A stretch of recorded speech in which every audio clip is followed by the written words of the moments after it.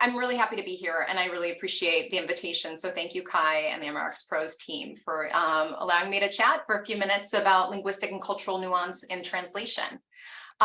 So once upon a time, I was a graduate student in linguistic anthropology at UCLA. And I went to Israel to do my ethnographic research for about a year, looking at speakers of a dying dialect of Spanish called Judeo-Spanish or Ladino, spoken by descendants of the Jews that were exiled from Spain back in 1492.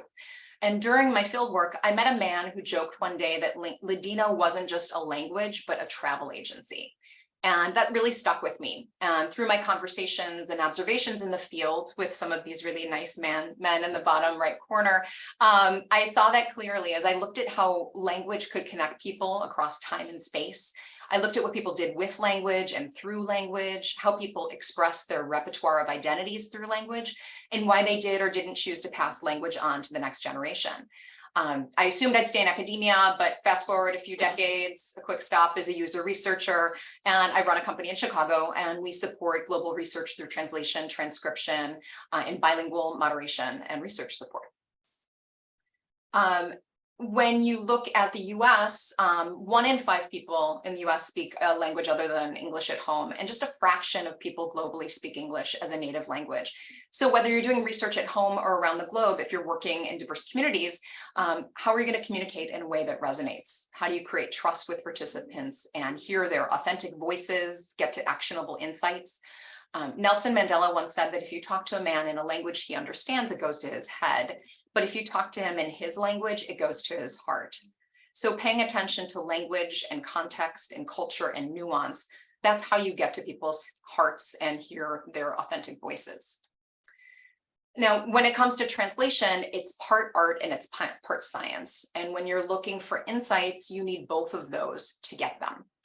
I hear from people all the time about how they've had clunky translations that didn't culturally connect with their audience, or that they sounded like Google Translate. I hear that a lot. And those translations may be technically accurate, but what's missing is the art. You can think about movie titles like the movie Orange is the New Black. You could translate Orange is the New Black in any language and it would be accurate if you do it right, of course, but you lose the feeling of the original. And so, the science part, that's about the accuracy. That's having a solid process in place with the right people, the right technology, the right glossaries. But that's really only part of the equation. It's the art aspect that makes the difference. When you're rendering thoughts and ideas that vary from language to language and culture to culture, you've got style guides. You have to think about preferences for tone and formality and style. All of that's the more subjective art side. So translation is truly that art and science combination. And of course, when you talk about translation today, you can't do that without hearing about or touching on at least machine translation or AI. So I'm going to touch on that for just a minute. So MT, machine translation, and large language models present new opportunities and new challenges. Given the volume of content out there, MT, so I'll start with just machine translation. MT can be a very useful tool. Its strength lies in handling high volumes, addressing issues of speed. It's not perfect and it still makes a lot of mistakes, but it can be functional and perform pretty well on the science side.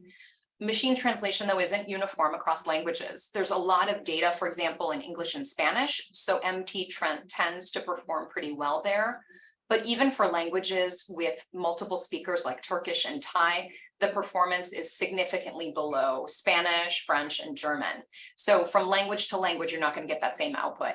And of course, as we know, nothing is truly free. So if you're using free machine translation, know that you're handing your content over to the cloud. You're not protecting your data. So if you give it to the machine, you've essentially lost it. So you do need to be careful with that. As for LLMs like ChatGPT, the mistakes are different. And so, you hear more and more, oh, just use Google Translate or just use ChatGPT. That helps to some degree, but you have to be exceptionally careful. And the mistakes with GPT are different. So whereas MT struggles on the science side, you could say that the LLMs take the art side a little too far. So in this example that I shared here of an original Hebrew content, the translation of the Hebrew I was interested in getting recognition for my work. And with time, I saw that wasn't happening for me. When I plugged that into ChatGPT, though, the translation was my focus was on gaining recognition for my work. And over time, I realized this wasn't the path that was opening for me. And so that sounds beautiful. And maybe it doesn't matter that that's not exactly what was said, but if it does matter, it matters. And the challenge is when you put something through a machine and you don't have a human in the loop, you don't know what you don't know. And so some situations it's fine, some it's not going to be as fine. On the audio side, ASR, or automatic speech recognition, can be a great option for quickly transcribing high volumes of audio. It does pretty well on large volumes in doing things very quickly for high resource spoken languages. So for IDIs or a small focus group, AI plus a human edit can give great and fast results. But in scenarios with lower quality audio or low resource languages, multiple languages, overlapping speech, background noise, ASR performs pretty poorly. So when nuance matters, that's when humans really matter. And that doesn't mean that technology doesn't matter, because of course that's essential and all the more so every day, but it's about finding the right balance between skilled human translators and transcribers working together with the right technology for the right language and the right project. It's not a one size fits all situation. Professional post editors, and that's a skill. It's not just a translator or a transcriber, but a professional post editor understands some of the challenges and limits of the technology, anticipates them, and does a side-by-side comparison. So they wouldn't just clean up the output. They would look or listen side by side and make sure that it has both the accuracy that you need and the nuance that's so important. So, and we don't have a lot of time, of course, but I do want to touch on neutrality in language. And this is so important within research. And every couple of weeks, I see another webinar on inclusive language and research. When it comes to translation, it's that much more important to think about it in advance and take the right time that you need and involve as many people as possible in the process. So clients are increasingly requesting that we use gender neutral language in translation. However, that can be very complicated. So here's an example. In English, she is my good friend. She is obviously marked for gender, but nothing else is. And English is a relatively inclusive, neutral language. So we can go through and create a screener or discussion guide using neutral language without really a problem. The problem comes from when you want to then do the same in other languages, and some of those languages will prevent that, either make it challenging or make it impossible. So you look at something like Spanish and you see that not only is the pronoun gendered, but the noun and the adjective. Then you bring in German and you see that the possessive pronoun my is also gendered. So in this type of situation, it's that much more complicated. And so it's not just a process of here's my perfectly gender neutral English version, make it the same in all these other languages. So there are lots of approaches across different languages, different ways that people are doing what they're able to do through innovation, through repurposing or resurrection of old terms. For Spanish, for example, there are new typographical strategies that are catching on. So in some cases, they use the ampersand to avoid using a masculine or feminine noun ending and make that more neutral. Or they use an E and an X for non-binary options. These are helpful in writing, but you can't pronounce them. The best example that I'm sure I'm familiar with is Latinx. It's been in the dictionary since 2018, but there's actually a ton of controversy about it.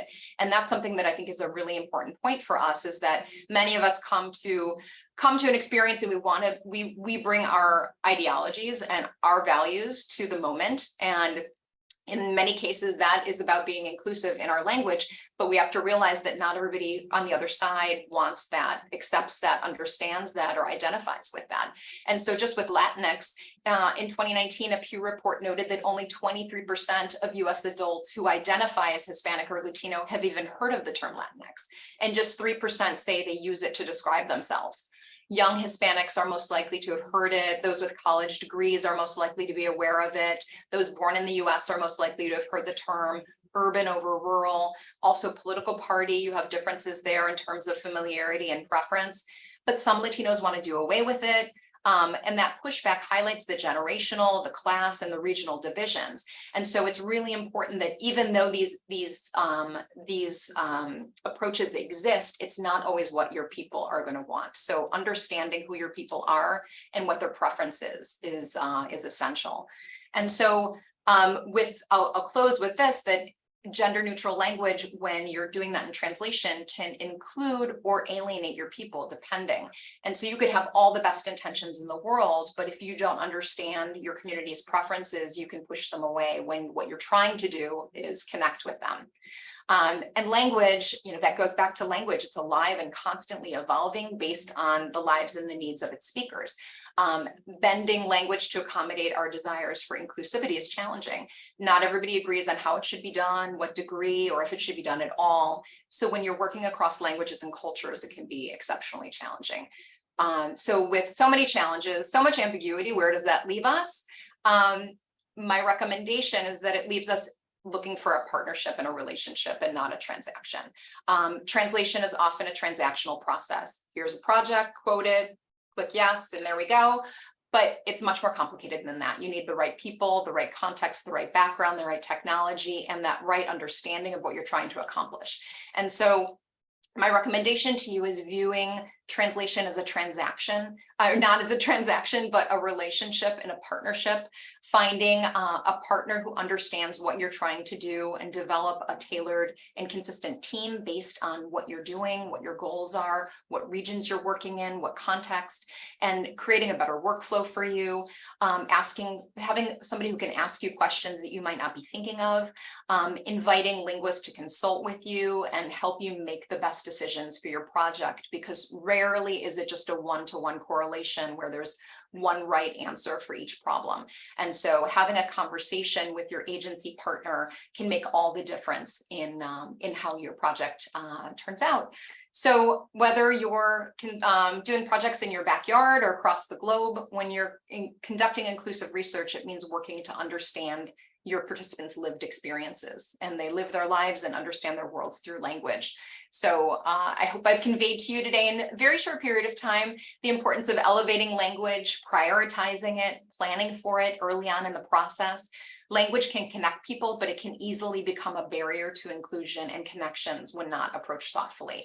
But with the right people around you, you can hear those authentic voices of your participants and get to deeper, more meaningful insights. Thank you.